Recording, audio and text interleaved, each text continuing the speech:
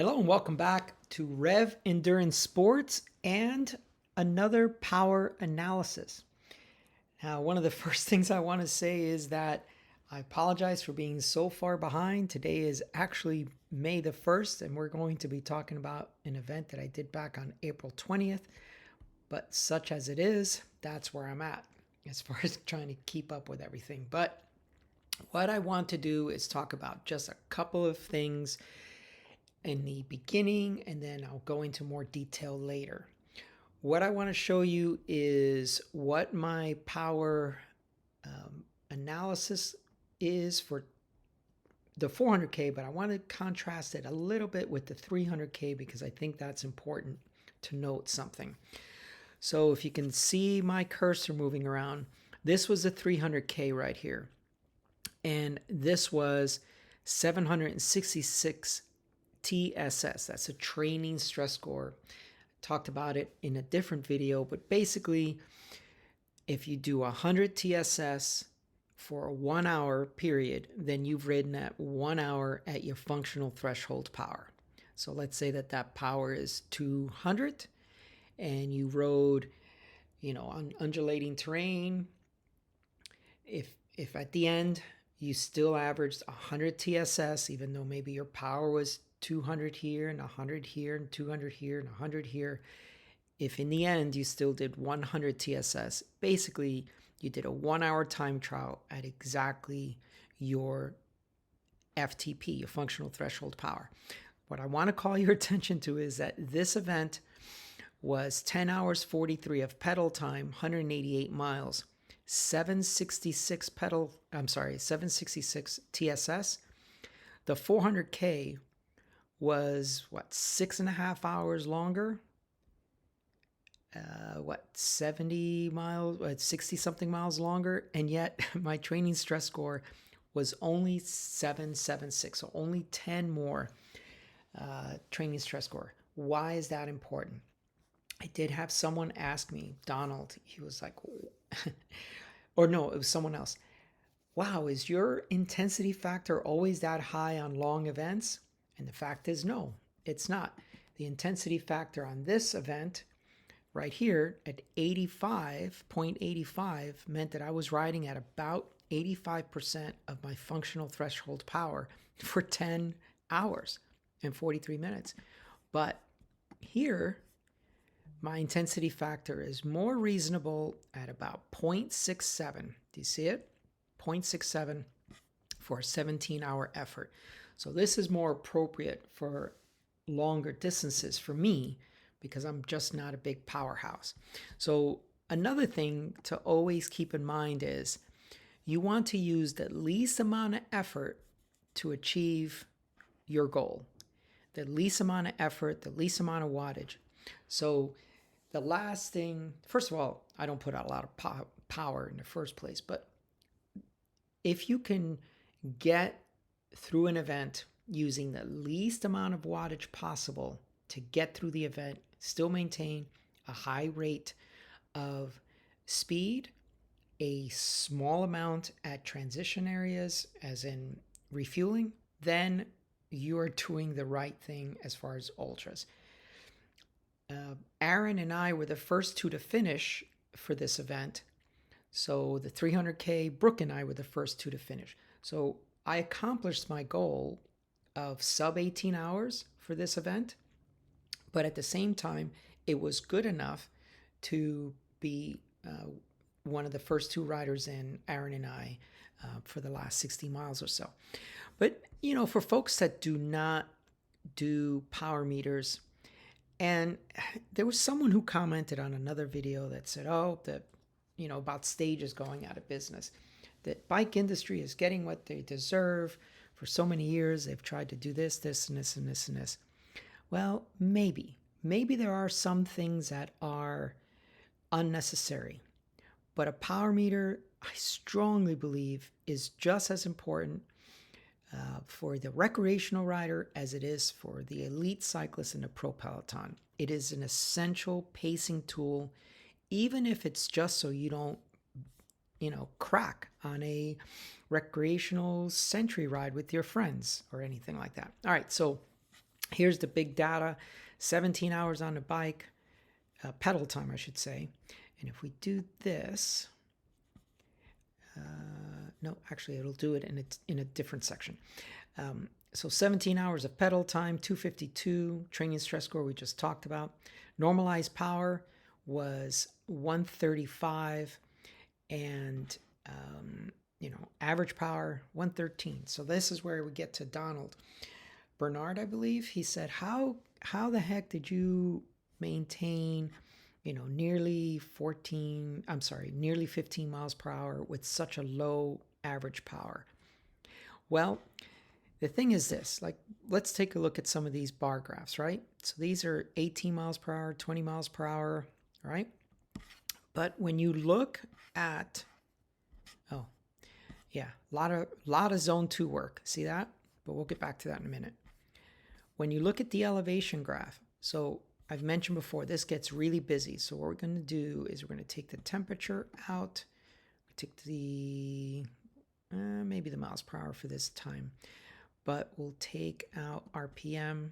Usually I take the miles per hour out, but this was a very mountainous start. And so in the early part here, there's a lot of time that there was 4 of us riding together. So I was able to draft, take my pull, draft, take my pull, and draft. So you look at that first part there, Donald, I'm averaging 15.6. We're doing, in that first hour and a half, we're doing about 1,300 feet of climbing, 22 miles. But eventually that speed really slows down. You see that here? I'm climbing this for, an hour, 2 hours of climbing. And the average speed there is only, 8.5 miles per hour for all that climbing. Some of that was dirt and some of that was paved. But then you get things like this. You get this long descent. This is based on, or this graph is by time. If it was by distance, it would look more symmetrical, but long time to climb, but a short amount of time to descend.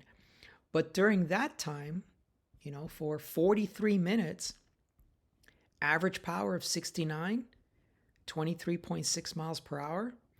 So there's the aero advantage of riding with 2, 3, 4 riders. There's also the downhills that, because I knew it was such a long day, I didn't pedal hard on downhills. I just kind of pedal coast and just kind of kept that going. But another thing I wish to bring to mind is that the power, you can't look at it as an absolute number. You have to look at it in a watts per kilogram scenario. So when you said, oh, but my power, when I do, let's say, a century ride, and in that power, I hold, let's see what the numbers were. I think you said 164. Well, that's about 2 watts per kilo because you weigh 82 kilograms. So for me, 135 normalized power is 2 watts per kilo. So I held the same amount watts per kilogram for 252 miles as you're referring to on your 100 miler. So I know that the number looks really low, but I only weigh 150 pounds and you weigh over 180. So 82 kilograms. All right. Anyway, enough about that for comparison's sake, but I just want to show you folks a couple of things here. That very first part of the event, so from the start to control 1. Now, we didn't stop at this control. It was 39 miles, and you can see the number here, about 148 normalized power. Lots of rolling and up, rolling and up, rolling and up. I did not want to go this hard. You can see my heart rate is as high as 166, trying to stay with these 3 other guys. Once we got into the dirt, so that would have been from control 1 to control 2. So right here is where we transitioned to dirt. We climbed all of this in dirt. Then there was a little descent on pavement, and then this was a paved climb, paved climb, paved climb. I went back to my own power. I let those three other guys go up the road. It was Little Pig Boy, that's his Strava name, Matt, and Aaron. And this was 40 miles into the thing, and I said, forget it. I just can't hang with you guys. You guys go up the road. And I just sat in a more conservative pace. I got to the top here. Looks like total time 6:13. Let's just see. So control, start to control 1. I'm sure I have it, but let's just do it now since this will be faster. So I got to the top there at 6:12, only 3 minutes of stop time. On the way there, all of it traffic lights because I didn't stop for fluids or potty breaks or anything. So that first 6 hours of riding, about 3 minutes of stop time. And it's important to note that that's the only way I can stay close to these guys. They ride much faster than I am. They're much better cyclists than I am. So I just have to minimize my control stop time. So here's the control 1. That's La Jolla stop, La Finish stop. I know I have it. There it is. So at the top here, I spent 9 minutes and 20 seconds, and that included stripping off my wool base layer. I was overheating. That included getting another bottle, drinking a Coke. Also, my front brake was a little loose, so I had to readjust it and snug it up. I had a multi-tool in my bag, but I also had brought some loose L wrenches in the car, and spent some time just kind of chatting with Jess, just trying to get myself back because it had been 6+ hours without stopping. So that was 9:20 at that control. Then the next section takes us from the top of Palomar to the next control, which was Escondido, and that was 8:24. So a shorter stop there. Then the Fallbrook stop was only 4:52. So at this point, I'm 141 miles in, something like that. Yeah, 140 miles in. So 4:52. So that's less than 5 minutes.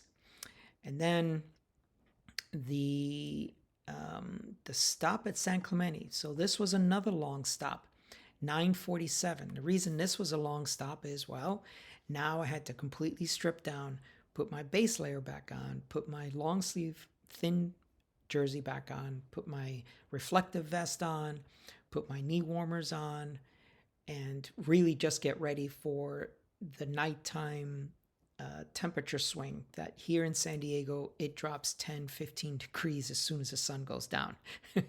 So you just got to get ready for that. And then you just feel colder. As a matter of fact, of the 4 riders that I did the first 40-ish miles with, 2 of them DNF'd. One of them because of back issues. The other one DNF'd because did not finish, for those that don't know the acronym. He DNF'd because he got so cold at Oceanside. He only had about 40 miles to go.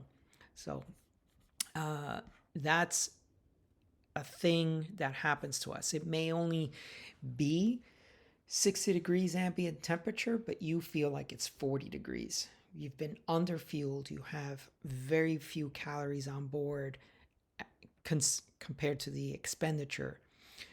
So let's talk about calories for a second. So the entire workout was about a 7,000 kilojoule day. And when I did the math for the Rev show that Jess and I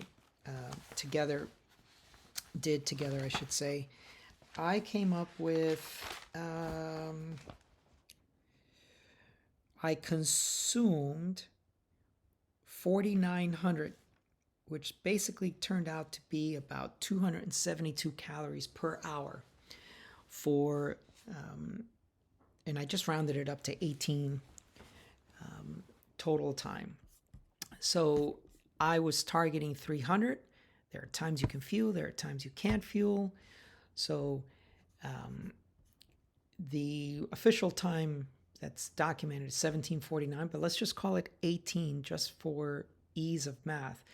So that came out to 272 calories per hour on an 18-hour day, with 17 of it being pedal time.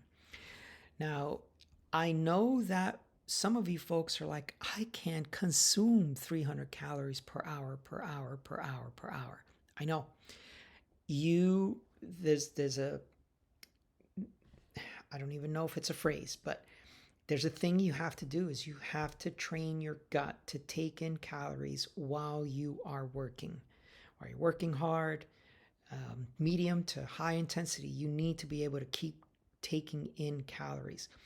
Now, I feel like the product I designed is what works really well to do that, and I recommend it to anyone to try it and use it, because at those high intensities you are no longer burning as much fat as you'd like to get enough efficiency out of your body, burning enough fat so that you don't need to take in as much and digest as much.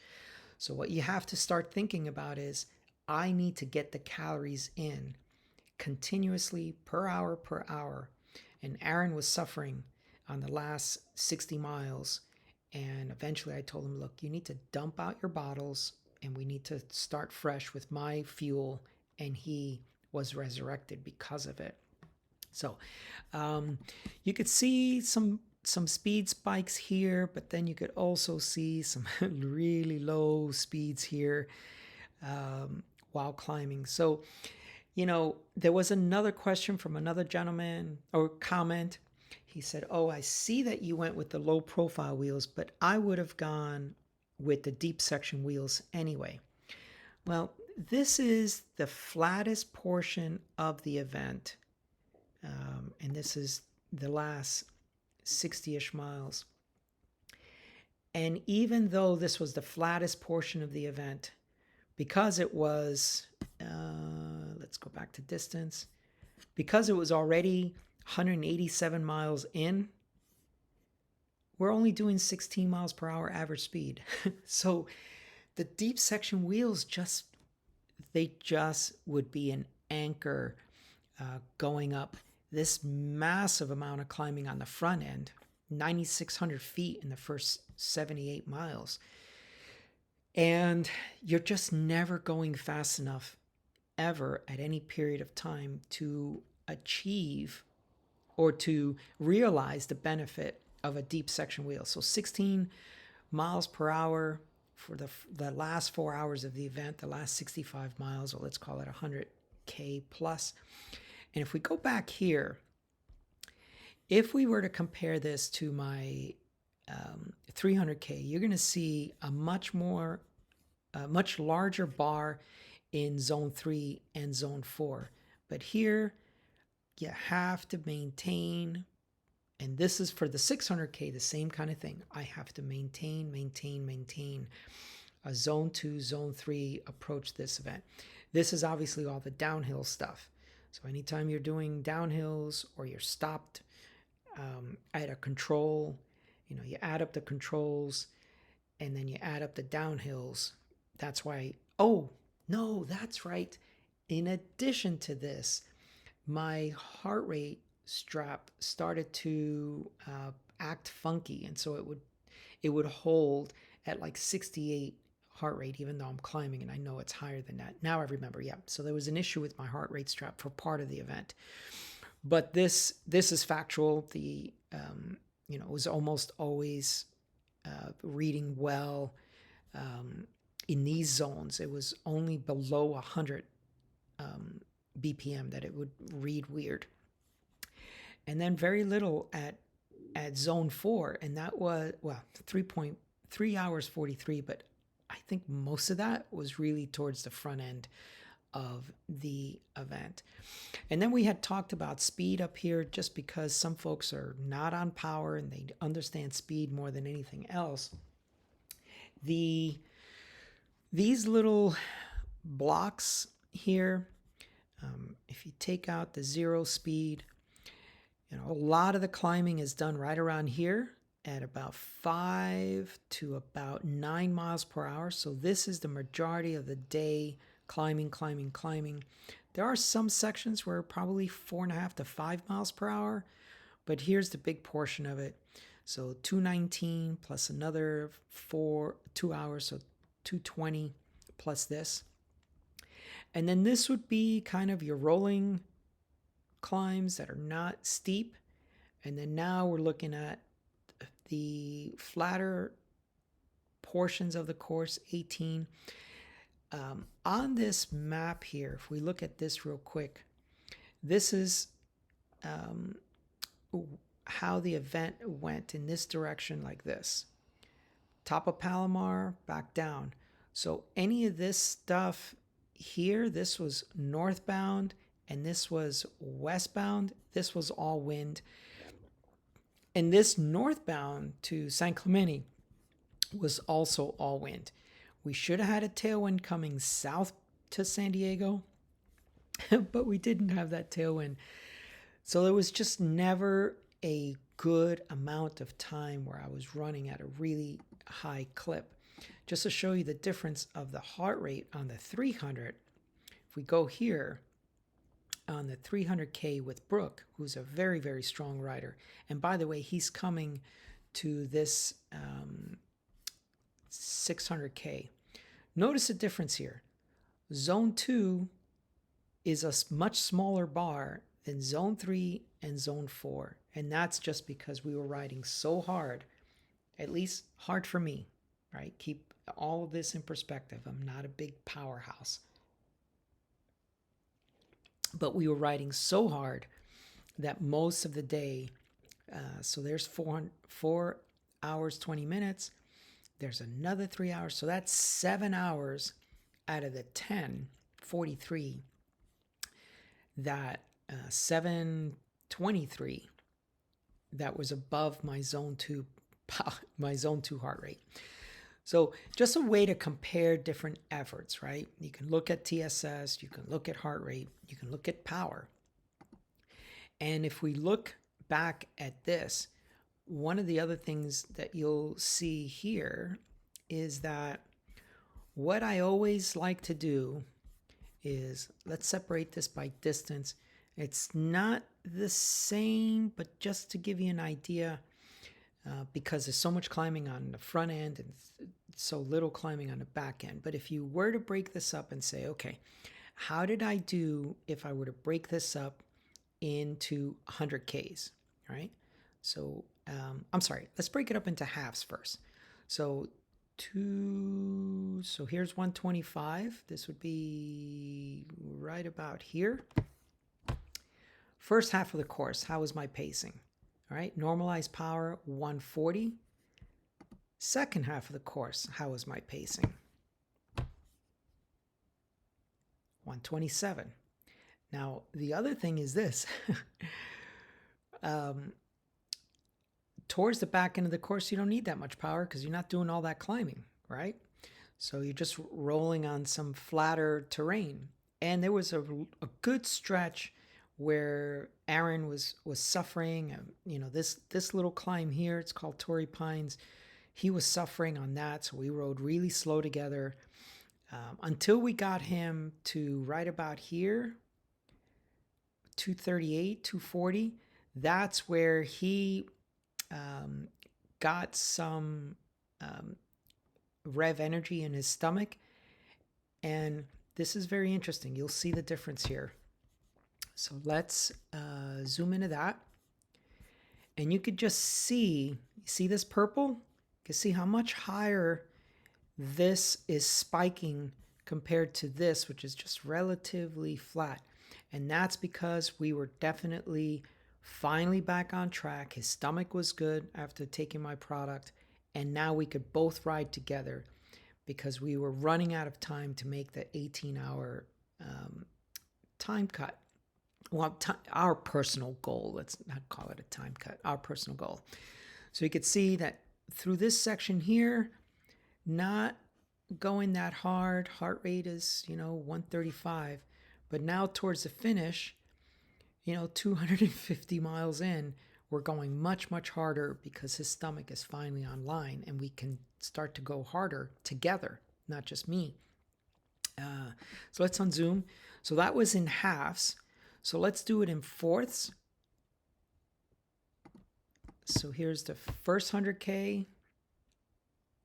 Normalized power 146. Then the next 100K to about here. This is not going to be perfect, but just to get an idea. 135 with the long descent, which I wasn't pedaling on purpose. Here's the next 100K, 129. And then the last 100K, somewhere around here, 127, I think that was, 126. Yeah.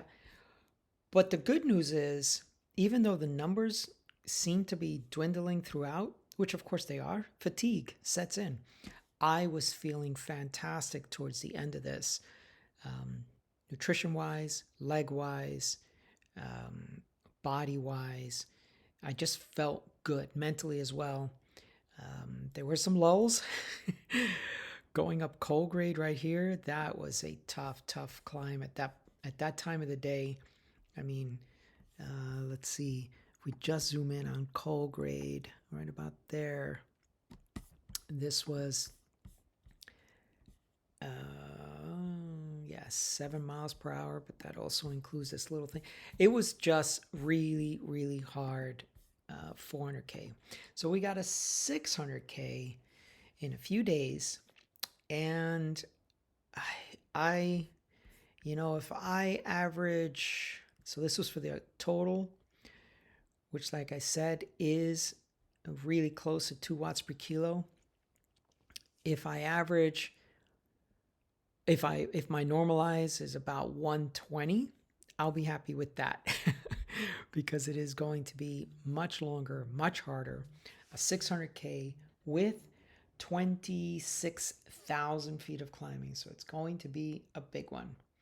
Okay, so let's open it up for questions. When you folks send in a question, what really helps me is if you put a hashtag AskRev, so ASKREV. I can do a search through my emails, and then those comments come up, and I can address those. And as you can see, I try to address as many questions or comments from my viewers as possible. Okay, well, that is all for today. Please like and subscribe, and we'll see you up the road.